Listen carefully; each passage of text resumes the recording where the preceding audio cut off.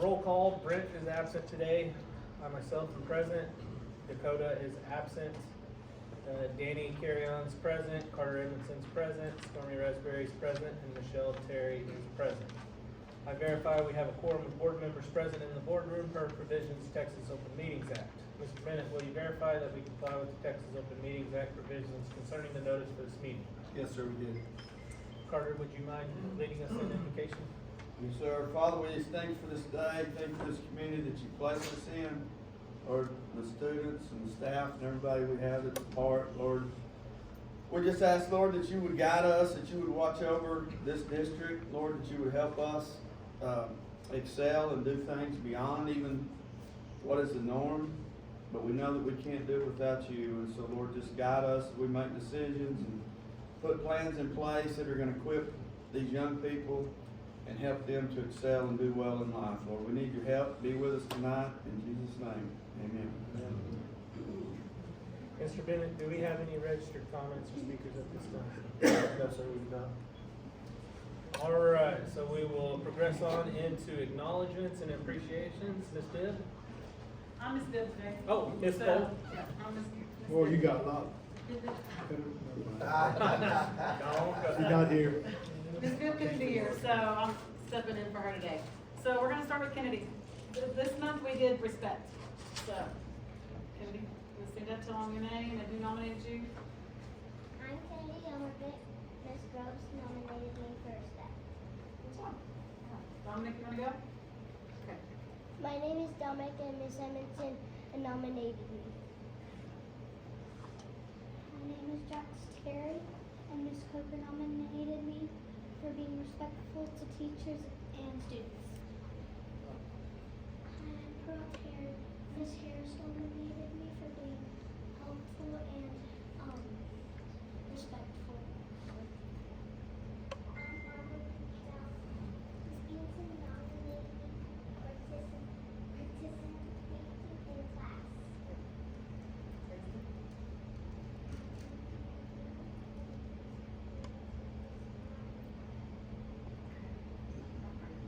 My name is Breda Michael Rush. I hold boards and everything else. Good. All right. So the other students that were nominated that couldn't be here: Crystal Atkinson, Cooper Lujan, Kylan Watson, Carson Ray, Giselle Mendoza, Easton Walker, Anya Vasquez, Carly Cheney, Reagan Johnson, Cannon Bibb, Remington Arneal. All of those kids were also nominated by their teachers for being respectful during the month of January. So this month, I believe we're working on kindness. Right, guys? So, yeah. All right. So, good job, y'all. Way to go.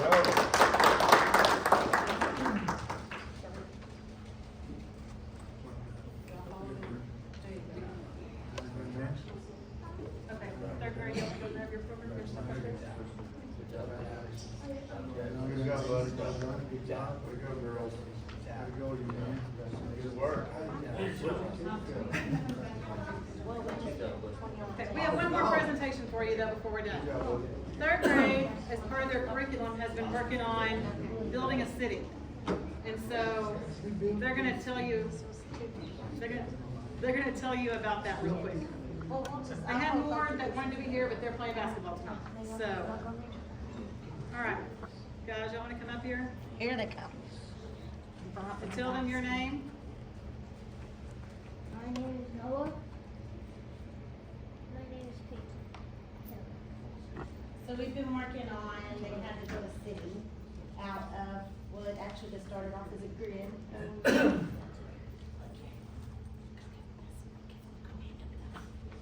So it has 5 phases to it. We're in phase 4. Right.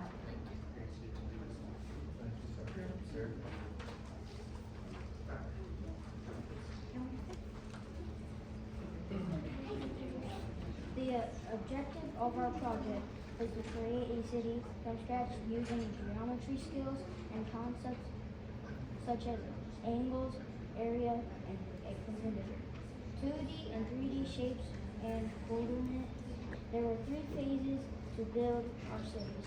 Phase 1 was permits. We reviewed geometric terms and made a mini map. Phase 2 was the design of mapping skills. Phase 3 was the construction phase. We started mapping and adding to our cities. Phase 4 was the loading of phase where we used 3D shapes to make our cities rise above the table. And this is what they've come up with. Wow. They've done really good. They have Allsup's, they have Buffalo Wild Wings, HEBs, roads. But it really did just start off, they got a white piece of paper and a square. And so they had to build all the roads, make them match. Everybody's was a little different. Not everybody's finished. Stockton's probably the closest. But we're proud of them. Yeah, no, Very good congratulations, job. guys. Well done. Y'all did so good. Now you get ice cream.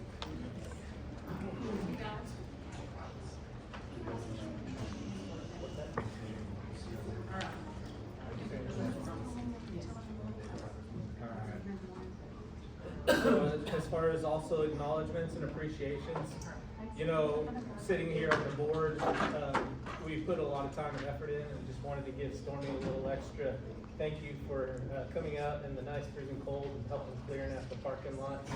Just a little appreciation for making sure our kids get back to school, because I'm sure that's what, no. Did it for the parents. I think they do appreciate that. And so we do, it does go notice the time and effort that you did on that. It is appreciated. Thanks, Norman. Yes.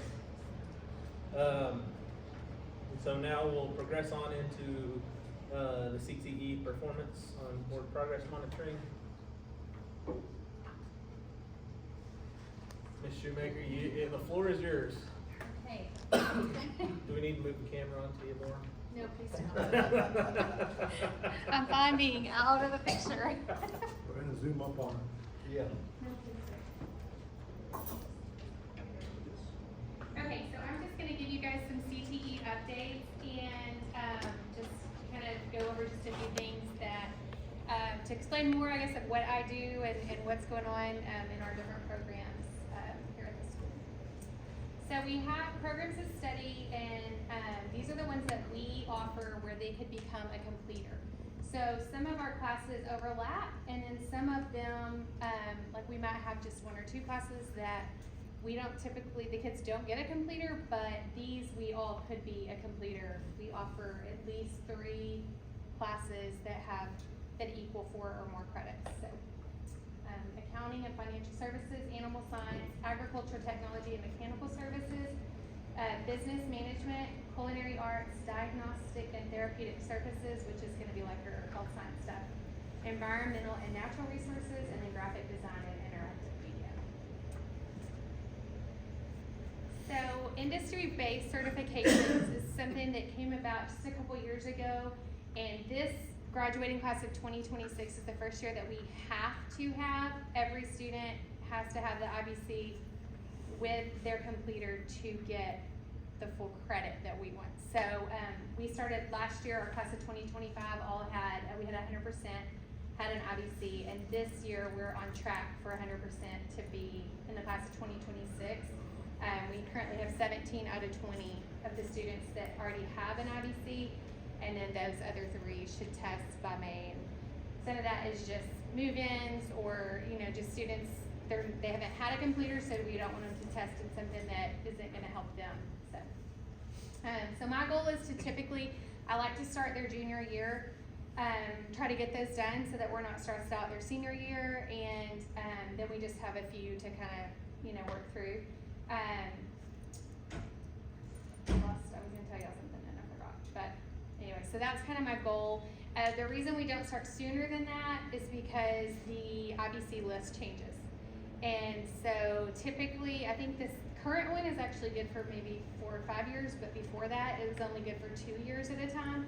And so And that actually threw a kink in it right now, and I'll tell you a little bit more about that. But our culinary one, they just moved it to a different level, so we've got to switch to something different for it to count. So they like to keep us on our toes. And when she's talking about count, she's talking about accountability Yes. and the things that they hold us accountable for when they score schools. So industry-based certifications, these are the ones we currently offer. The AWS D9.1 sheet metal welding certificate, we have in the past gone over to Sweetwater and done that with their ag teacher, but Seth Summerall is certified to do that, so we'll be able to do that in-house. So that will make it a little bit easier this year to have him be able to do that. For culinary, we've been doing culinary meat selection and cookery, and that's the one that they just moved to a different tier, so we're going to look at doing the Serve Safe Manager, which is what is more recognized probably across the nation even, but it's just harder to do and get, but that's what we're looking at switching to. I've been working with them all day today, trying to get them to send me all the things we need, so that's where we're headed. And then for Mr. Terry's classes, for the graphic design, we do Adobe Certified Professional Photoshop, and that again can help them, they can use that outside of. And then business of retail specialists is what we were using for business, but it is moving off the list, and so we're looking at doing Microsoft Word specialist for that one, just because it's more widely accepted.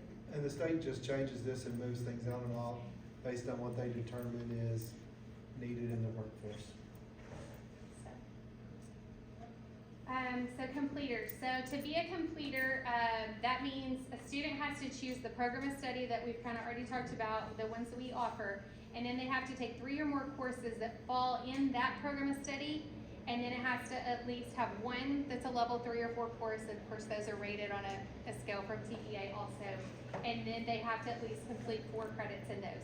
So when I say we have 100% students that were completers, that means they've chosen a program of study and they've completed at least 3 classes in those programs of study with 4 or more credits. So we typically have 100% or right at it.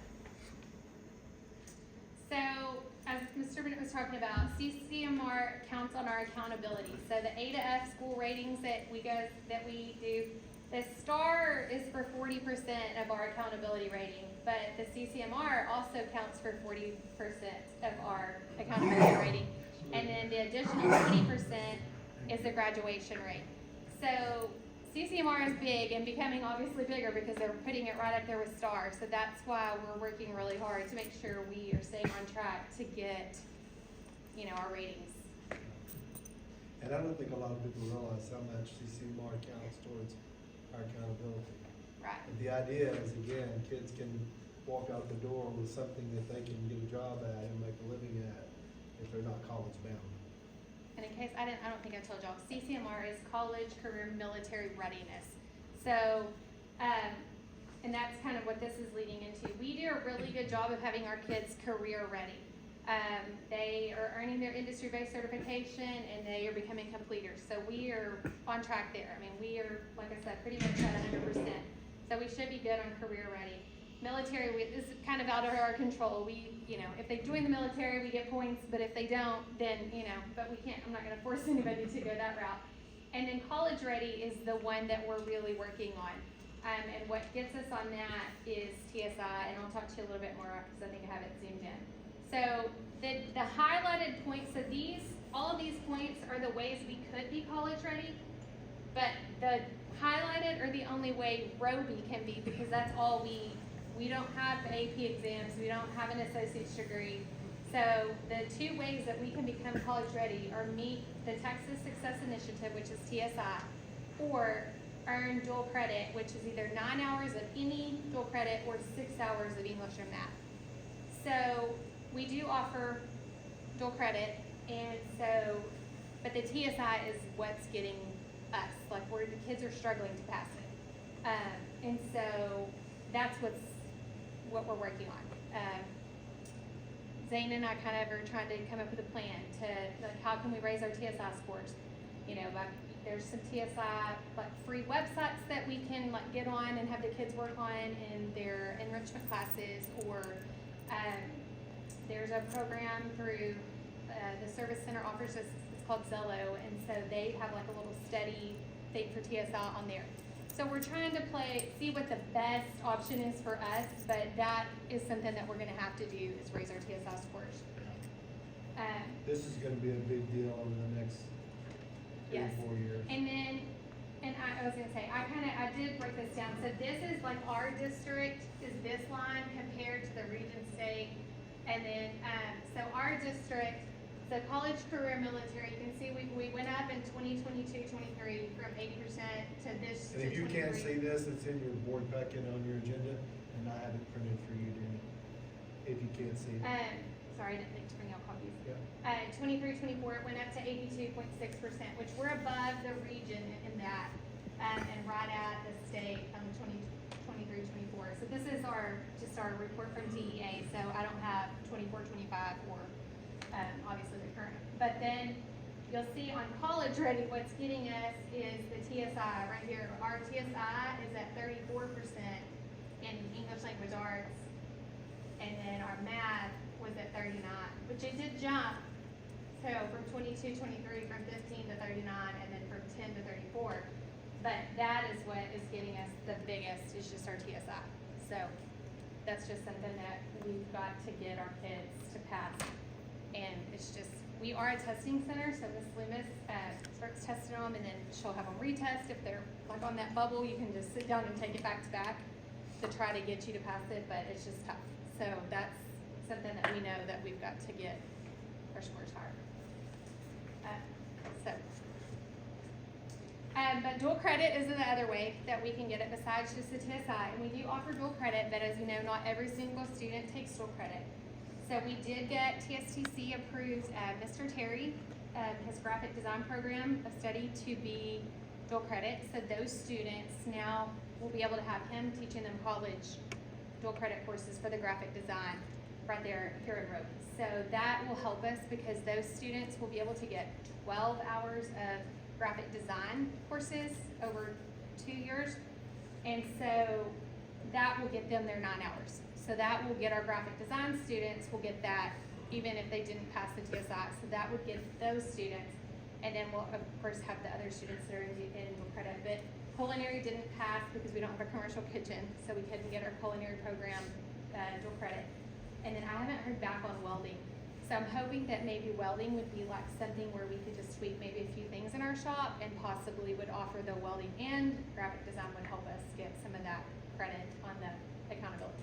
So we're working on it, but we're not there. So. Okay, so career ready, like I said, that we have that at 100%. We have the IDC and we have them completing their program of studies. So that one we're fine on. So it's just that. CT, the CTE piece where we have to get them college ready. So, anybody have any questions?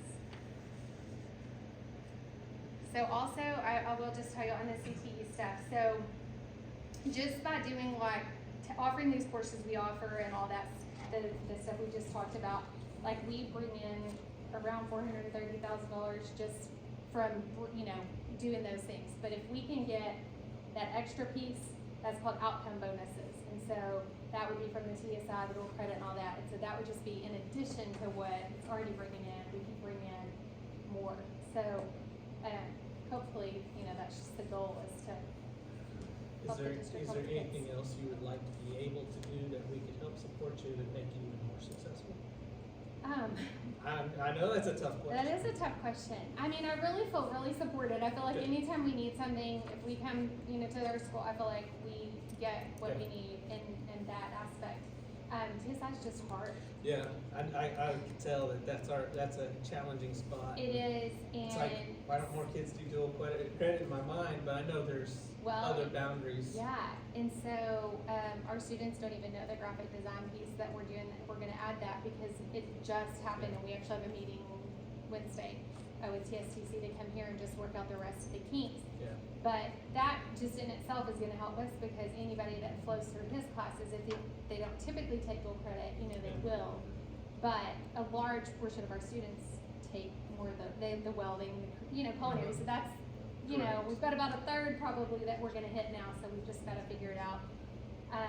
And that's Zane and I visited too, and I mean, there's programs, like you can send them to college in the summer and, you know, you pay for them to go, but you also have to get the kids to wanna go do that, and who wants to go to school in the summer? I mean, you know, there's, They're rare. so, I had that's one what that we're did trying to this. figure out, how to do it in school where they don't have a choice, but hopefully Yeah, it'll correct. raise their scores, and so, I mean, I feel supported, so I don't know Okay. that there's anything that we could do other than, Well, also, if there's something that you think of that you go, for the CTV stuff, go, hey, this would be really awesome, please don't hesitate to let us know, just know. We wanna support that program because, you know, not all kids are meant to get out and go to college. Right. And we wanna be able to create To support success for all these kids, and so I think that program is probably that doorway for those kids. So for we sure. wanna be able to support that. Does anybody have any questions or comments or anything? I'll just say Ms. Shoemaker does a great job. CCMR is really changing over the last 5 years, incredibly fast, and she does a fantastic job of keeping us where we need to be and having the knowledge that we need to have so that we can prepare and make sure our kids are successful. So she does a great job. Looks like you got it under control. Yeah. I hope so. We appreciate it. Thank you all. Thank you.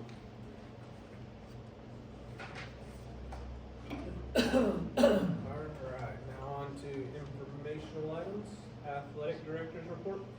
All right, so before I jump into the little report that I wrote up, we did have district realignments this last week, on Monday.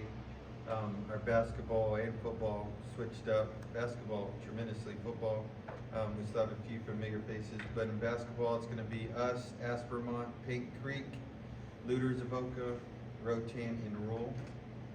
So that's our new basketball district for the next 2 years. And then football, Aspermont, Hermely, Jayton, Rotan, and Spurs. So a couple of new faces in there whenever we go down, look at that at football too. Excited about it. You never know what you're gonna end up in. So like football, we're Region 1, so we'll go back up north. And then basketball, we're Region 2. So totally different, kind of being split Region 1, Region 2 when it comes to those sports, but that's where we are there. Going to the board report, some of the same things.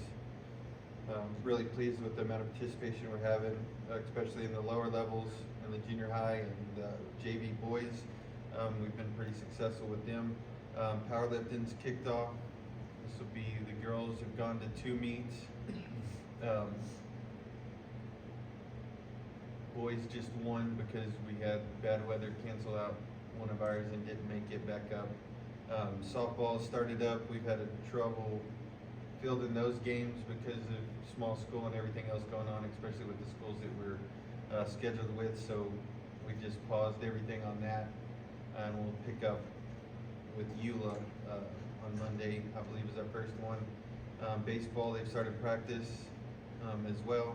We've still been doing the crossover days. We've been alternating it to where the basketball kids are going to either track 1 week or baseball the next week on Wednesdays to get that extra preparation in so that we're not so rusty whenever we go into those meets, especially the field events and just the fine details, fundamentals in baseball and softball. Like I said, softball's already rolling. Boys basketball's locked in a playoff spot. They'll have Westbrook tomorrow, which is a big game for them to decide seeding. So basketball's set up a little bit different. There's not Division I and Division II like we have in football. You just pick the 2 biggest schools will go represent big school in the playoffs, and the 2 smallest schools of those 4 will go pick up the Division II. So us and Westbrook right now look like we'll lock in that. Right now we're in 3rd, Westbrook's in 2nd because they got us head to head. But if we can split that tomorrow, there'll probably be a seeding game, and us and Westbrook will both go big school on that. So how that matches up with the next district is probably either Baird or EULA. So we'll know more tomorrow, whether or not we're gonna have another seeding game with Westbrook. Hopefully we can pick up that win at home and we'll play them again, see who goes first or second in that big school. Other than that, girls basketball wrap up tomorrow night. We have senior night for both the boys and girls tomorrow night, and we also have youth sports league night. So we'll introduce those seniors before the girls game, and then at halftime of the boys game, we'll introduce all the youth sports teams, give them a little bit of recognition and whatnot.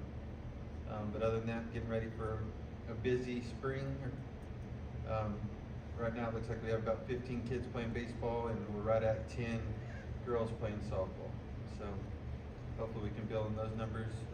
We are gonna look at picking up some junior high baseball and softball games. Right now, I think we're planning on about 5 weeks after junior high track's finished, get them some baseball and softball during that lull at the end of the year, to one, pique their interest in that so we can keep building those programs, and two, give them something to do. It's a long time for those junior high teachers when you don't have much to hold over their head. So we're hoping that helps out with some of the end of the year discipline and like I said, build those programs. But other than that, everything's rocking and rolling, and got something nearly every night. Any questions for me? Appreciate it. Thank you. Thank you. Running Thank like y'all. a well-oiled machine, right? Something like that. Little squeaks. Let's go. Thank you very much. Yes, sir. All right, business and finance report. All right, so Brian, if you go up and select, it's above that, the business and finance report, yes. And then, sorry, I wore my wrong prescription today to see what's there. There should be the board report, if you click that one. Yep. So this one is the report that shows we're reporting December. So if you look through this board report, this shows you each of our functions and where we stand. We are still doing good within our functions, still staying within budget. If y'all have any questions about that part of it, just let me know. Brian, if you were to click back into the business and finance report, I'll let y'all look through that. If y'all have any questions about any of the functions, I can go over that, but I'll go in more depth with the deposits and expenditures. And I'll just toss in there, and Cammy, you jump in too. We're all pretty tight on our maintenance right now. There's a chance that we may have to amend that later this year.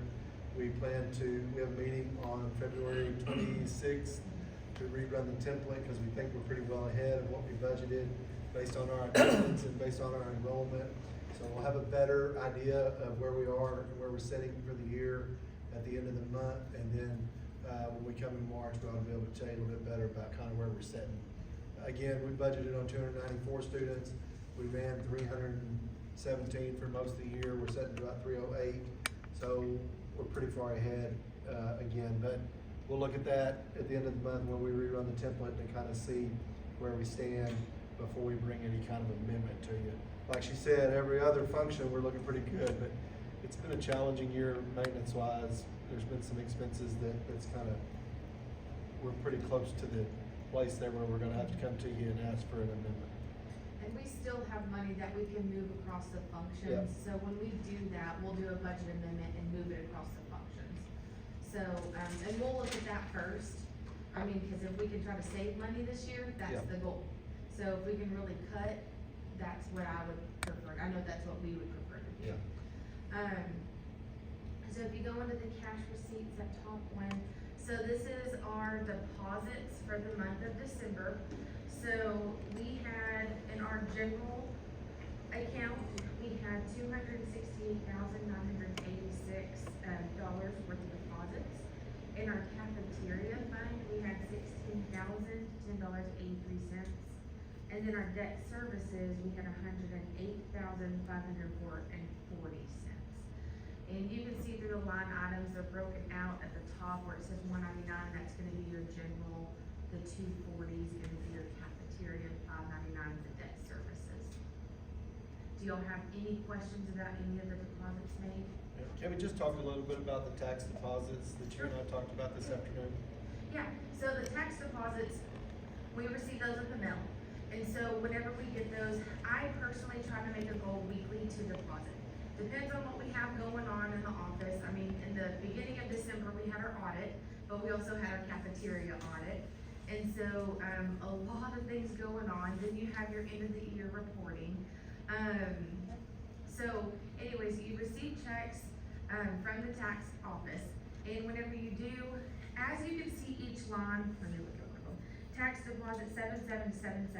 But sometimes you receive a tax deposit check from 11/8 to 11/13, and that is one check. They're not individual checks broken out.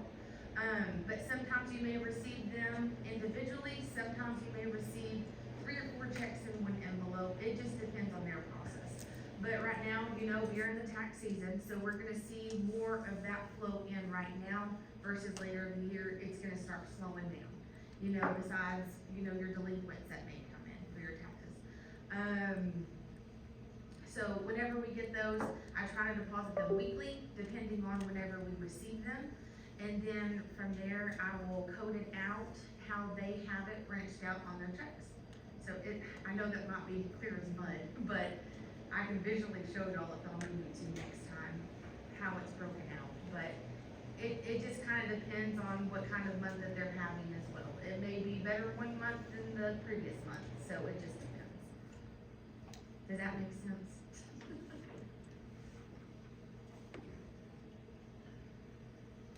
But, we had in just our general account, not our money market, we had $765.51 of interest coming through that account. In our money market for December, we had $21,729.87.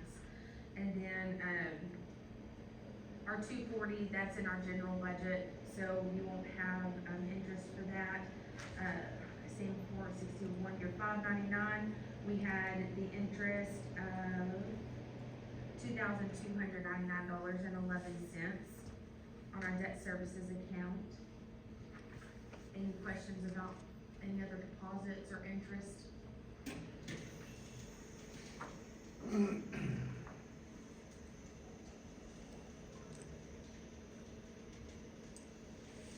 questions? No, thank you. And then we'll go into expenditures. Oh wait, I'm sorry, the cash position is next, you can do that one, I'm sorry. So as you can see there, the top line is our general fund. Right now, we have money that's in our account that's larger than that, but ideally in a perfect world, all the checks that we send out, if they were cashed, that's the amount that we would have in just the general account. And then, which is $269,108 and some change. You can jump down to the money market, that last line there, and we have $6,421,483 there. And Education Foundation, just to let y'all know on that, you do see a deposit there, but that money will go back into the general fund. That is grant money that we received from Ivan, if I'm pronouncing that correct. I know that they had applied for that, but that's gonna actually be recoded back to 199, so those will flow through there. Capital projects, we just have $31.25 sitting there, and then our debt services is $888,125. So that makes a total of all accounts $7,606,057. I know that's a lot of numbers to look at. If you don't have any questions about any of that, okay?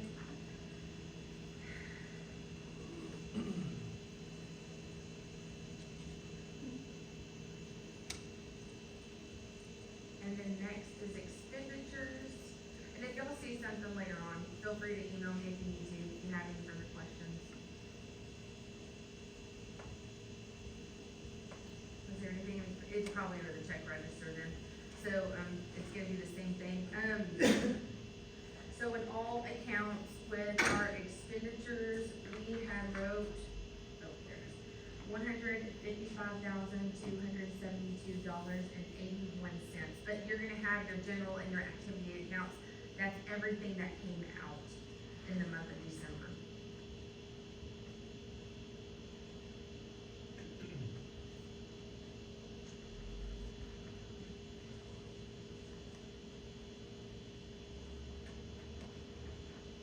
Any questions? No? Is that all for you? That's it. That's all she wrote. Appreciate all. Thank you, Kim. Thank you. No problem. All right, on to CTE report. I won't spend a lot of time on this, she's given a great presentation already, but some things, activities, taking freshman students to Hendricks Health Symposium, juniors and seniors to Dallas Air Force Base for a career fair at the end of the month. February is CTE month. Eighth graders will visit CTE programs and kind of help them decide what CTE courses they'd like to take in high school. There's some other specifics there in your board agenda if you'd like to look at that.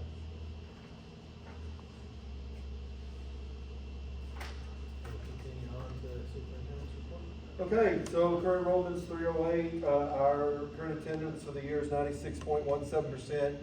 We've taken a little bit of a hit over the last month, boy, we have really been hit by some sickness and then stuff, so again, we're hovering right now right about where we were at this point last year, which for most of the year, we've been hovering 0.5% or 1% better than that, but again, I think the attendance the day that we returned with the weather was 88%. And then the attendance for the few days like that was in, even one day like in the 93%, just a lot of sickness going around. We're excited that we were accepted, most of you know this, the $200,000 light grant that we received. Really excited about that, to upgrade and update all of any of our lights in our school buildings and our outside buildings that are not LED will be changed over to LED lighting, again, at no cost to the district. We have signed to accept the deal. We're waiting on the contract to be printed out so that we can get that signed. We're working with a company in Fort Worth who helped us write the grant, and they're going to do the work for us. As soon as we get the contract signed, we'll start to look to them to schedule installation. Strategics, the safety plan that you guys approved earlier in the year, we're excited. They have done all of the install. We are ready to roll the program out. They'll be here on Friday to train our staff, give the necklaces with the buttons on them. They'll also run the whole system, alarms, all of the lights that you can see, like it's up in the ceiling there. We'll test all those out, take over the computers and intercoms on Friday. If all goes well, which we think it will, we'll be ready to roll with that system next Monday. So excited about that. The Rock House demolition, it's not an action item, but I just my recommendation right now with the other things we're discussing about the data facility that's moving in, we don't do anything with the Rock House right now because again, if we decide to do something later on, there's not any need to take that money out of our general account, is my opinion. So if you feel differently about that, get with me, we'll get it as an agenda item and do something with it, but that's my recommendation. I wanted to also talk to you again. I don't really need board approval for this. I just want your feedback. I'm looking at trying to retain Jake Lawrence and government capital services to advise the district in regards to the new iron facility and possible facility upgrades. He's been instrumental in kind of getting the information to me present. He's going to come out to present to you guys in March and kind of share what information he's found in regards to that. You used a company when you did the last one that was different than this. Jake's a West Texas kid. I think he'll do a great job for us. So if you have a issue with that, holler at me. If not, I plan to retain their services. There's no payments that go to them or any money that go to them unless we do end up using them for some type of bond. So it didn't cost us anything in the beginning. Also, another thing I just want you to be aware of, we're going to be looking at changing our benefits provider. We've had some struggles with the one that we're currently using. I won't go into detail, but just difficulty scheduling them to talk with our employees and difficulty with mistakes being made on benefits that were supposed to be done, that were not done. So I've created a committee of veteran teachers that reviewed, some of the options, and they are good with moving forward with new benefits providers. Some of the real big, we talked to some other schools in the district, other districts in the area that use the company that we're looking to change to. With the current one that we have, they come out, they're the ones that sign you up for the benefits, they're the ones that do all the paperwork, they're also the ones that you, if you have problems, you have to try to get a hold of. Or you have to go to Cammie's office and bother her when she's trying to do her job to fix benefits that really is a company. The company that we're gonna move to, they have a different department for all of that. They have a 24/7 call line. I don't know if it's 24/7, but it is 7 days. It's 24/7 call line that people can call and get help. They don't have to go to us to get benefits fixed. We've talked to a lot of other districts that made this transition that are really, really happy with it. And before we even discussed it again, we used our Sunshine Committee. They're the committee of veteran teachers in our building that are helping us work on rewarding our teachers, looking at their service awards and things like that. So we brought them together for this because the people that are on the committee are the people that have been in Roby the longest. And so they were on board for it. So just wanted you to be aware of that. And that's all I have, unless you have a question. Any questions? All right. We'll go on into consent agenda items A, B, and C, the monthly bills, which is the check register. So, y'all reviewed that. Any questions? Just need a nominate, motion and a second. I'll make a motion to approve consent agenda, A, B, and C. I'll second. Motion by Stormy and a second by Carter for, to approve consent agenda items A, B, and C. All in favor, raise your hand. Any opposed? Passes 4. All right, on into regular agenda. Discuss and take action, employment resignations. We don't have any. All right, well, that's easy enough. Then we'll go on into B. Discuss and take action to approve James E. Rogers and Company for audit services for fiscal year ending in August 31 of 2026. Any discussion on Mr. Rogers? I'm just glad he's willing to stay on for another year. Motion and a second. I'll make a motion to approve James E. Rogers. Danny second. I have a motion to approve James E. Rogers Company for audit services in August 31, 2026. And a second by Danny. All in favor, raise your hands. Any opposed? Passes 4-0. Discuss and take action to approve 2026-2027 Roby CIC calendar. Okay, if you'll pull up the surveys there, we did a parent survey this year and a staff survey with 5 different calendar options. It was amazing. You can see there, one calendar overwhelmingly was picked both by by parents and by staff. And so you can kind of see the survey there. We had a really good, most of our staff took the survey. Been somewhere in the neighborhood of 50 or 60 parents that also took the survey, so we're excited about that. Again, and because of that, I'm recommending calendar C be approved for the 26-27 calendar year. And you can see the surveys in your board agenda, and then Brian, you can also pull up the calendar that's on there.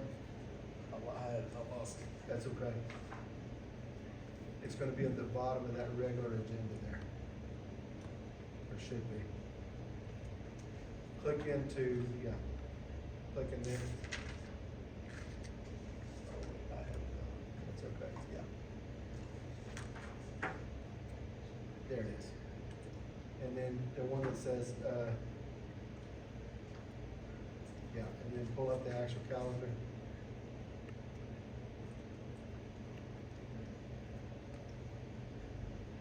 There it is. And so this calendar C is what was selected by the majority of staff and more majority of parents. So we're recommending that calendar C be approved for 2026-2027 school year. I'll make a motion to approve the 26-27 Roby CISD calendar. Number C. C. Okay. I have a motion by Stormy to approve 2026-27 CFC calendar C as presented by Mr. Bennett and seconded by Danny. All in favor, raise your hand. Any opposed? Passes 4-0. All right, on to discuss and take action to consider adoption or non-adoption of the policy under Senate Bill 11, 89th Texas Legislature relating to a voluntary period of prayer and or reading the Bible or religious texts. So I've given you a lot of information in your board agenda for this. According to Senate Bill 11, our board has to go on record either adopting a policy, creating a time for prayer and reading of religious texts during non-instructional time, or we have to go on record as not adopting it. So again, you can see some of the information here passed by the 89th Legislature. It allows but does not require school boards to adopt a policy preventing daily period of prayer and reading of the Bible or other religious texts. Applies to public school districts and open enrollment charters. School boards must take a recorded vote on whether to adopt Senate Bill 11 prayer policy. Each trustee's vote must be individually recorded in the official board minutes. Voice votes alone do not meet the requirement. Of course, they don't meet the requirement for anything anymore according to new updates. So, Senate Bill 11 took effect September 1st, and again, the law requires a recorded vote. The deadline for board action is March 1st. So I've given you two things in your board packet. One would be for us to adopt the policy. One would be to not adopt the policy. My recommendation is that we do not adopt this policy, not because I don't encourage prayer. My big thing is it's not really needed in Roby CISD. If a kid wants to read their Bible or pray, as long as they're done with their work, ain't nobody in Roby CISD gonna stop them from doing that. The second reason is we don't have non-instructional time in Roby CISD. When our kids come to school, except for lunch, instructional time's all day. So again, I just think it's unnecessary. So my recommendation is we vote to not adopt a prayer policy for Senate Bill 11.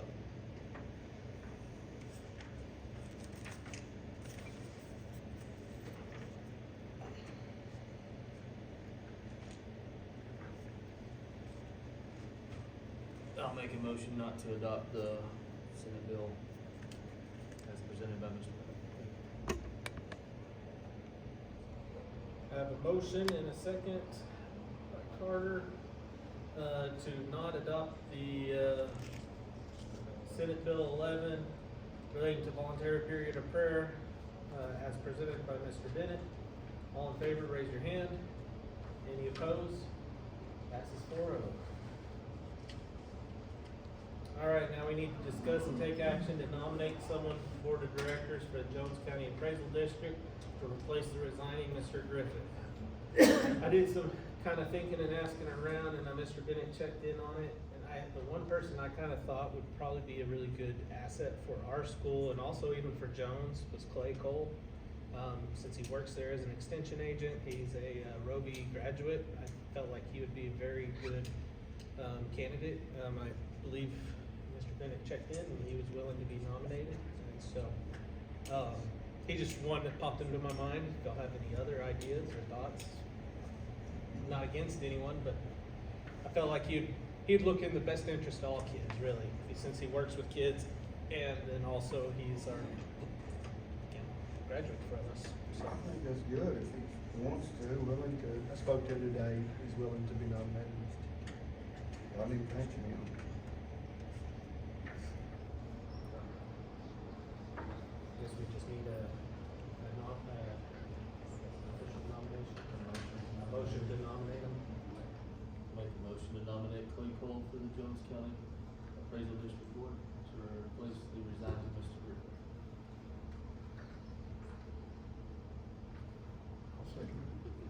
I have a motion to nominate Clay Cole for the Board of Directors of Jones County Appraisal District, and second by Danny. Carry on. All in favor, raise your hands. Any opposed? Passes 4-0. What's that? All right. Now, okay, we're gonna go